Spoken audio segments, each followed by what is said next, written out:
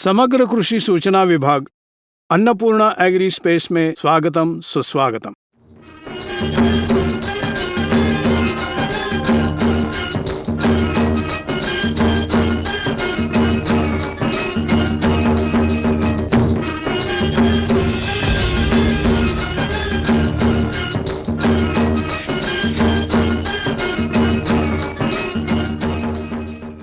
इस विभाग में हम सूक्ष्म धातु और पौधे के जीवन चक्र में उसकी भूमिका इसके बारे में जानेंगे। हम इसके पहले 16 मूल तत्व और पौधे के जीवन चक्र में वो कैसी भूमिका निभाते हैं यह हम जान चुके हैं। अब हर एक तत्व के बारे में, सूक्ष्म धातुओं को अलग अलग से हर एक तत्व के बारे में हम स्पष्टता से जान लेंगे। यहाँ हर किसान को ये ध्यान रखना है कि कई प्रकार के कीट पौधे पर आने से जो लक्षण दिखाई देते हैं वो और सूक्ष्म धातु की कमी होने से दिखाई देने वाले लक्षण ज्यादातर एक ही होते हैं। इसके बीच के फर्क को हमें गौर करना चाहिए। इसीलिए ज्यादातर किसानों को ये बिना समझे सूक्ष्म धातुओं की कमी से आए हुए लक्षणों को कीट का प्रभाव समझकर कीटनाशक देते हैं। कभी कभी कीट के प्रभाव को देखकर उन्हें सूक्ष्म धातुओं की कमी समझकर सूक्ष्म धातु का छिड़काव करते हैं। ये सब करते हैं, लेकिन इसके बीच के फर्क को हमें ध्यान से देखना चाहिए। लेकिन मुझे कई बार इसके बारे में प्रश्न पूछते हैं कि हमें इनका फर्क नहीं समझता। पौधे में कीट की वजह से ये लक्षण दिखाई दे रहा है या सूक्ष्म धातु की कमी से दिखाई दे रहा है। हम इसे आइडेंटिफाई नहीं करते, इनके बीच के डिफरेंस को नहीं समझ रहे, ऐसे कहते हैं। असल में इसमें बहुत सावधानी बरतना है हर किसान ने। लेकिन हम पहले से हमारी जमीन में इन सूक्ष्म धातुओं की कमी ना हो, उस कमी को सुधारते हुए जमीन में पहले ही इन सूक्ष्म धातुओं को देने से आप इस सूक्ष्म धातुओं की कमी की वजह से चिंतित नहीं होना चाहिए और उसके बारे में ज्यादा सोचने की जरूरी नहीं है। इसीलिए हर किसान ने पहले से ही जमीन को उर्वरक देते समय इन सूक्ष्म धातुओं को देना चाहिए।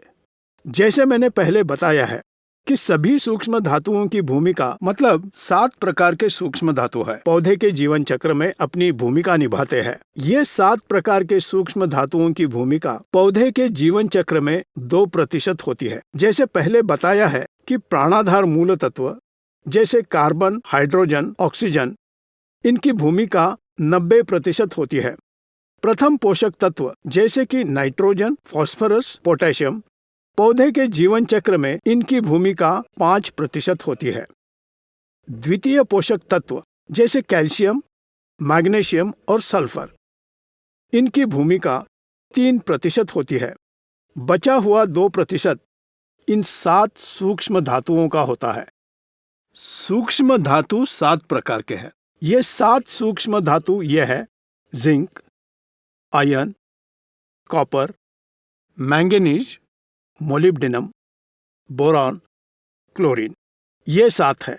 ये सभी 7 धातुओं को मिलाकर पौधे के जीवन चक्र में इनका भाग 2% होता है। हमें इन्हें दुर्लक्ष्य नहीं करना है। ये सभी पौधे के लिए बहुत महत्वपूर्ण है। ये 7 धातु अवश्य उपलब्ध होने चाहिए। इसमें से जो 7वां क्लोरीन है उसके बारे में हमें सोचने की जरूरत नहीं। वो वैसे भी जमीन से या पानी से उपलब्ध होता है, इसीलिए उसे कम मात्रा में इस्तेमाल करना चाहिए। इसके बारे में हम खास तौर पर सोचना, चर्चा करना, उसको खास तौर पे इस्तेमाल करना जरूरी नहीं है। इसीलिए बचे हुए 6 धातुओं के बारे में हम बात करेंगे। इस विभाग में हम 3 सूक्ष्म धातु, उनकी भूमिका, उनकी कमी होने से उनमें कैसे लक्षण होते हैं, किस तरह का नुकसान हो सकता है, ये जान लेंगे। तो इस विभाग में हम 3 सूक्ष्म धातु, जिंक, आयरन मतलब फेरस, कॉपर, इन तीनों के बारे में अब हम जानेंगे। मतलब पौधे के जीवन चक्र में इन तीनों की भूमिका क्या होगी, कमी हो तो कौन से लक्षण दिखाई देंगे, कैसा नुकसान हो सकता है, इस विभाग में हम इसे जान लेंगे।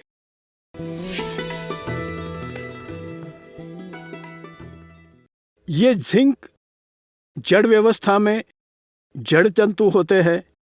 ये जड़ तंतु अच्छी तरह बढ़ने के लिए जिंक की जरूरत बहुत होती है। मुख्य जड़ के आसपास ये जड़ तंतु जितने अधिक आएंगे पौधे को उतना ही फायदा होगा। इसलिए ये जड़ तंतु की अच्छी वृद्धि होनी है तो जिंक की जरूरत होती है। इतना ही नहीं, ये नए पत्ते बहुत छोटे होकर बढ़ना शुरू होता है और बढ़ने के लिए मतलब छोटे पत्ते बढ़ने के लिए जिंक की जरूरत है। पौधे में कई प्रकार के एंजाइम्स तैयार होने के लिए मतलब ये एंजाइम्स पौधे में तैयार होना हो तो जिंक जरूरी है। इतना ही नहीं, पौधा वृद्धि नियंत्रकारक जैसे कि नियंत्रक का मतलब है पौधा जितना बढ़ना चाहिए उतना ही बढ़ना है, उसके लिए सहाय करता है, उसे नियंत्रक कहते हैं। पौधे के वृद्धि में प्रमुख भूमिका निभाने वाला नियंत्रक जैसे कि इंडोल एसिटिक एसिड, ये उत्पत्ति होने में जिंक की भूमिका होती है। पौधे में ये इंडोल एसिटिक एसिड तैयार होने से सहजतः पौधा जितना बढ़ना चाहिए उतना ही बढ़ेगा। जब भी ये इंडोल एसिटिक एसिड की पौधे में कमी होती है, पौधा जरूरत से ज्यादा बढ़ना है या बढ़ता ही नहीं, इंडोल एसिडिक एसिड की कमी की वजह से ऐसा होता है। लेकिन पौधे में ये इंडोल एसिटिक एसिड तैयार होना हो तो जिंक बहुत जरूरी है। इसीलिए जिंक की कमी नहीं होगी, ये हमें ध्यान देना चाहिए। मुख्यतः जिंक की आवश्यकता कुछ फसलों में अधिक होती है। द्राक्ष, नींबू, अनार, धान, कपास, इस तरह की फसलों में जिंक की जरूरत अधिक होती है। दूसरे फसलों की तुलना इन फसलों में जिंक ज्यादा जरूरी होता है। इसलिए ये जिंक किसी भी हालत में हमें कम नहीं होना चाहिए। इसलिए हमें पहले से ही प्रथम अवस्था में ही उर्वरक इस्तेमाल करने के समय से ही जिंक जमीन को देना चाहिए। जिंक की कमी होने से कई बार पौधे के नए पत्तों में ही पीला रंग आ जाता है और कुछ मामलों में नए पत्तों के साथ पुराने पत्ते भी पीले पड़ जाते हैं और पत्तों पर कई जगह काले रंग के धब्बे दिखाई देते हैं। उतना ही नहीं, पत्तों के शिरों के बीच पीलापन आने लगता है, पत्तों की बढ़ोतरी भी कम होती है और पत्तों के बीच की दूरी भी कम हो जाती है। तो इस तरह के सिम्टम्स लक्षण दिखाई देते हैं। इस तरह के लक्षण दिखाई देने से हमें जिंक की कमी है ये समझना चाहिए। हम अगर जमीन में इसे देना भूल गए या दुर्लक्ष्य किया तो ऐसे लक्षण हमें जमीन में दिखाई देने से तुरंत हमें जिंक को पौधे के ऊपर या फसल के ऊपर छिड़काना होगा। जिंक 33% उपलब्ध होता है। जिंक 12% EDTA भी आपको उपलब्ध होता है। इसको फसल पर छिड़काव करने से जिंक की कमी को हम पूरी कर सकते हैं।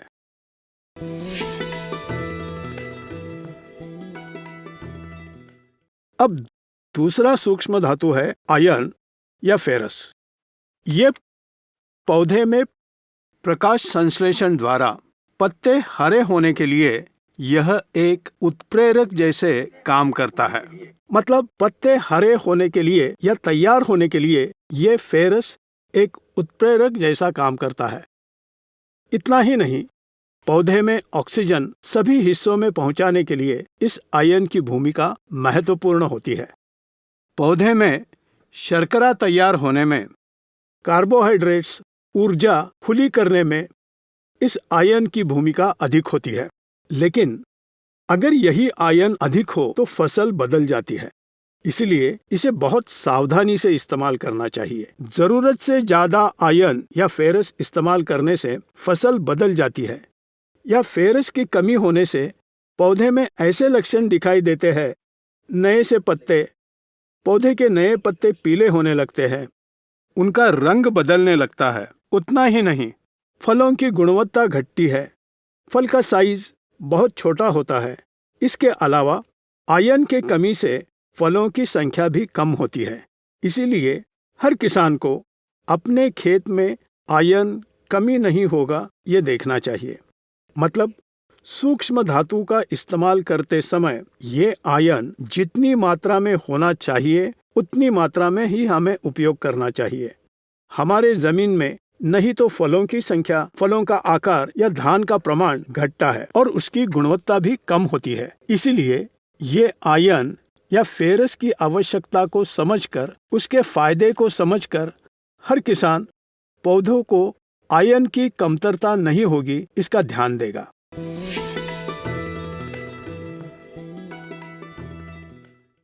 अब तीसरा है कॉपर। ये कॉपर फूल और तने के बीच के इस बंधन को मजबूत बनाने में सहायता करता है। इतना ही नहीं, फल का रंग और उसका आकार बढ़ने में ये कॉपर सहायता करता है। फल का आकार बढ़ने में और उसका रंग अच्छा देखने में अच्छा और आकर्षक दिखाई देना, ऐसे सहजता होने के लिए कॉपर सहायता करता है। इतना ही नहीं, पौधे के फलों में विटामिन ए की वृद्धि होने के लिए कॉपर का उपयोग होता है। मतलब हमारी पैदावार में विटामिन ए पर्याप्त मात्रा में होता है। पौधे में कॉपर जरूर होना ही चाहिए। जमीन में कॉपर पर्याप्त होने से अंकुरण का प्रमाण अधिक होता है। ये इसलिए होता है कि ये कॉपर भी एक प्रकार का शिलींद्रनाशक भी है। जैसे मैंने सल्फर के बारे में बताया कि सल्फर एक शिलींद्रनाशक है, वैसे ही कॉपर भी एक शिलींद्रनाशक है। आप कॉपर ऑक्सीक्लोराइड ऐसे इस्तेमाल करते रहते हैं, जैसे COC। मतलब कॉपर एक सूक्ष्म धातु ही नहीं बल्कि ये एक शिलींद्रनाशक भी है। इसीलिए ये जमीन में हो तो हम बिन बीज बोने से वो सड़े बिना सुरक्षित रूप से अंकुरित होने के लिए कॉपर सहायता करता है। इसीलिए कॉपर हमें दो प्रकार से उपयोगी होता है। एक सूक्ष्म धातु होता है, दूसरा शिलींद्रनाशक जैसा होता है। मतलब पौधा अंकुरित होने के लिए यहाँ बीज को संरक्षण देता है, अंकुरित होने का प्रमाण बढ़ाने के लिए सहायता करता है, अंकुरित होने के बाद जड़ व्यवस्था को भी सुरक्षा देकर इस प्रकार पौधे के जड़ व्यवस्था को नष्ट करने वाले कई प्रकार के शिलींध्रों को जड़ के पास आने से रोकता है कॉपर। इसलिए सहज रूप से कॉपर को पहले से जमीन में उपलब्ध होगा ऐसी व्यवस्था करने से ज्यादातर सभी तरह के कीटों को पौधों से सुरक्षितता दे सकते हैं। तो पौधे के जीवन चक्र में बहुत ही महत्वपूर्ण है ये कॉपर। इस कॉपर की कमी होने से पत्तों के बीच जंग जैसे रंग के धब्बे आते हैं। इतना ही नहीं, पत्तों के आखिर में जले जैसे दिखाई देते हैं। और एक लक्षण ये है कि फूल ज्यादा झड़ने लगते हैं। ये इसलिए होता है कि ये कॉपर फूल और तने के बीच का बंधन मजबूत करने में सहायता करता है। अगर कॉपर की कमी हो तो फूल झड़ने लगते हैं। इतना ही नहीं, फूलों के रंग में भी फर्क दिखाई देता है। सहजता पौधे को आने वाले फूल जिस रंग के होने चाहिए उस रंग के ना होकर उसका रंग फीका होता है, तो फूल के रंग में कमी आती है। और उतना ही नहीं, फलों के रंग में भी फर्क आता है। जितना रंग चाहिए उतना रंग नहीं होता, फल आकर्षक नहीं होगा, बहुत ही फीका दिखाई देने लगता है फल और फूल। कॉपर की कमी होने से ये सभी बहुत फीके रंग के दिखाई देते हैं। इसीलिए हमें यहाँ फूलों का झड़ना रोकने के लिए और पैदावार अधिक आने के लिए कॉपर की कमी ना होगी ये निश्चित करना चाहिए। यह है इस विभाग का जिंक, आयरन और कॉपर, ये तीन सूक्ष्म धातुओं का उपयोग। उनकी कमी से किस तरह के लक्षण पौधे में दिखाई देते हैं उसके बारे में हम इस विभाग में देख चुके हैं। धन्यवाद। अन्नपूर्णा एग्री स्पेस का आदर करने वाले किसानों को मेरा धन्यवाद। बहुत से किसान कमेंट बॉक्स में कई प्रकार के सवाल पूछ रहे हैं, तो आप इंटरेस्ट से देखकर उसमें आपके जो भी प्रश्न होंगे वो पूछने पर हमारा हौसला बढ़ाकर और अच्छा करेंगे। हर एक प्रश्न को मैं जब भी मौका मिलता है तुरंत जवाब दे रहा हूँ। दूसरे किसानों के प्रश्न कैसे होते हैं, क्या प्रश्न होते हैं, उनका जवाब मैं क्या दे रहा हूँ, ये सभी आप लोग गौर करने से आपको भी उसका सही लाभ मिल सकता है। इसलिए हर किसान को मेरे वीडियोस देखकर अगर आपको कुछ संदेह हो तो कमेंट बॉक्स में मुझे जरूर भेजिए।